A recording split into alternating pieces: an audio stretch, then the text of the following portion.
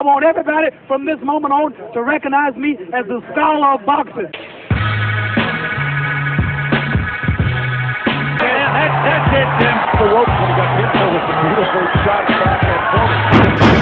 That's the right hand. Leans back and throws with a right hand.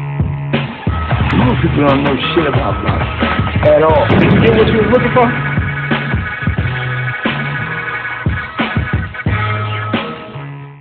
Timothy Bradley has the same toughness of a Joe Frazier.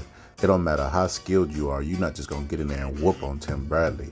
He reminds me a lot of Sean Porter and Marvin Hagler. They have that same type of grit. And him and Sean Porter are so much alike to me as far as stylistic and career-wise. Even in the beginning when Tim Bradley was up on his toes, bouncing back and forth, looking like a young Sean Porter with his lead hand high. But they were very, very big overachievers, and they had a lot of grit, and they applied some science to it. They put the whole piece of puzzle together. Tim Bradley was fighting Junior Whitaker, who was a better fighter than him by his own account, and he beat him with his gritness, and he practiced for a whole entire year with the game plan to beat a fighter who was better than him. If that ain't smart, I don't know what is. You got fighters today who say they don't even watch film. You got Tim Bradley studying film for a whole year just to beat a fighter. Look here, Timothy Bradley throws the right hand to the body to get him out of position. He wants to get Whitaker's attention down, so he just focused strictly on the lower body. Right here, he touches guards with him and then shoots the jab to the chest of Whitaker.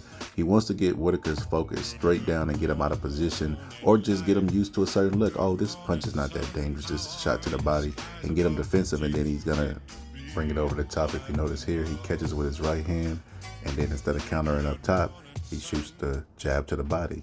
He's getting them focused on the body shot, so he's going to eventually try to bring something over the top. And Tim Bradley's going to continue to focus on the body, and to the point where either Whitaker's going to move or he's going to attempt to counter like he is right here. See, he tries to shoot the jab when Timothy Bradley bends to the body. Now you have a person stationary trying to counter you. They can't counter and move at the same time. So now Tim Bradley is getting the look that he wants. He's getting the results that he wants because he's making a concerted effort to just focus on the body. Up right here, he looks up top, then stabs him back down to the body because he wants to get him used to the body or attempting to counter so he can land the right hand over the top. But listen to Hall of Fame Timothy Bradley break down in his own words what happened during the Whitaker fight. You know, Gene Whitaker was a way better fighter than I was. I never fought out of California. I was, coming in the ring, have very little experience, but I studied him for over a year. I knew one little weakness. I knew he liked to pull back, and I literally set that shot up. That overhand right that I landed in the 6th round, I set that shot up, man. I didn't throw the overhand right the entire night until the 6th round.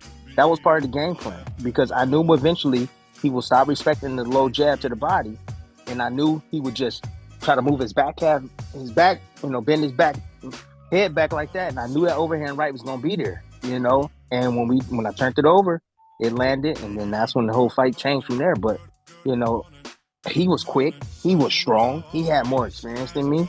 I was fighting in his hometown. He had all the advantages, But again, execution.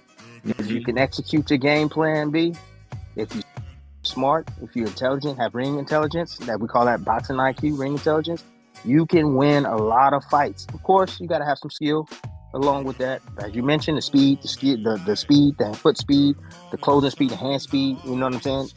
How gutsy I was. Of course, man. You gotta have something to come along with that. But it's just not all skill now. It's how you use the skill. That's important. Yeah. Oh yeah. So you don't let the right hand go until you don't never let the right hand go until they stand still. So you tame them first. You get them used to it. Then they just start to try to block it. Either they'll tuck down, or they'll step back or lean back or try to get out of the way. When they stepping back, you don't want to release the right hand because they'll make your right hand short. But as soon as they stay there and try to take it on and try to counter, right hands, time, let's go. The advice for you guys out there. The guy stays home after you shoot that jab to the body. The right hand should come next.